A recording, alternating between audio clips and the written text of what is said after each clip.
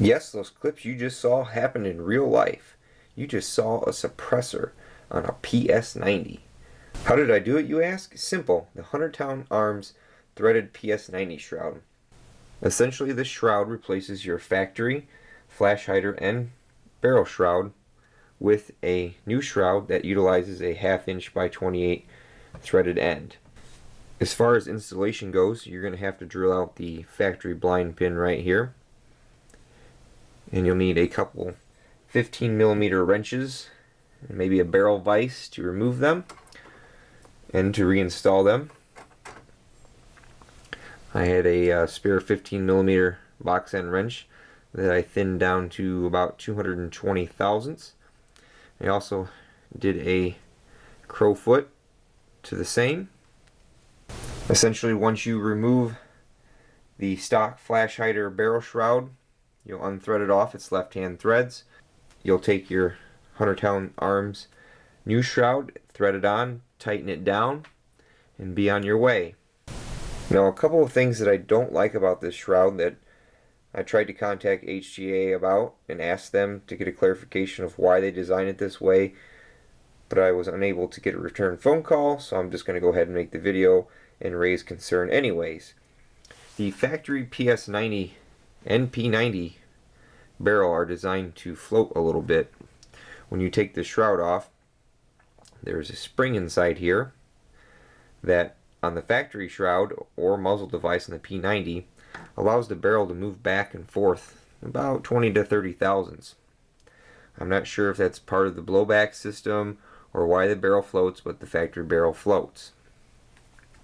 You'll see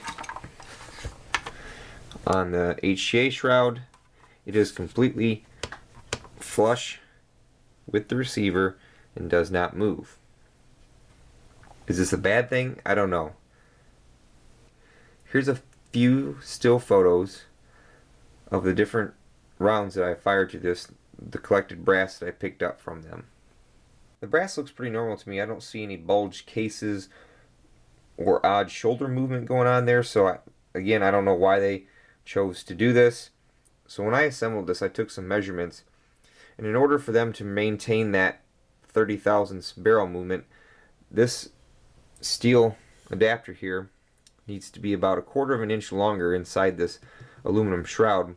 That's another downside, is when you go to tighten this, the factory barrel specifications call for 30 foot-pounds. I watched Military Arms channel installation of the R.A.N.G.E shroud back when he did the review for it, and they just tell you to snug it down. They don't tell you to tighten it to 30 foot-pounds. If you try to tighten this to 30 foot-pounds, it will not tighten it. I think you'll just keep kind of crushing the aluminum, or at least I couldn't get it to tighten to 30 foot-pounds, so I snugged it up. We fired 75 rounds through it. It didn't loosen up any. You will, when installing a suppressor, when you go to take it off, you'll probably cock the shroud back a little bit, but because it's got a flat on there, it's going to stop it from getting any looser. Another thing you might want to watch out for, they mentioned it on their page, is these threads are 600 thousandths long. If you have a 22 suppressor that you plan on installing on this, most of those have threads that are about 400 thousandths long. If you go too deep, I guess you can potentially damage the first baffle or blast baffle. So you want to get a spacer. This is the Silencerco Spacer they commonly sell. This will take the threads from 600 thousandths to about 400 thousandths. This is about 25 bucks. It's threaded on there, and then you can tighten your suppressor against it. As far as reliability goes, I've fired just about 100 rounds through it so far.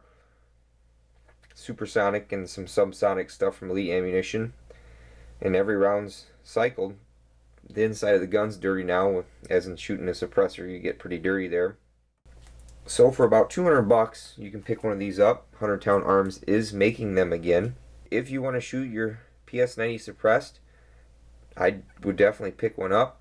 I'd like to see a comment or maybe a call from R.A.N.G.E as for an explanation as why they decided to fix the barrel in place, because most of the PS90 or 5.7 experts I've talked to say the barrel should move like it does with the factory. So I'll leave you guys with more of the videos of me shooting this suppressed and unsuppressed. Thanks for watching as always. Have a Merry Christmas.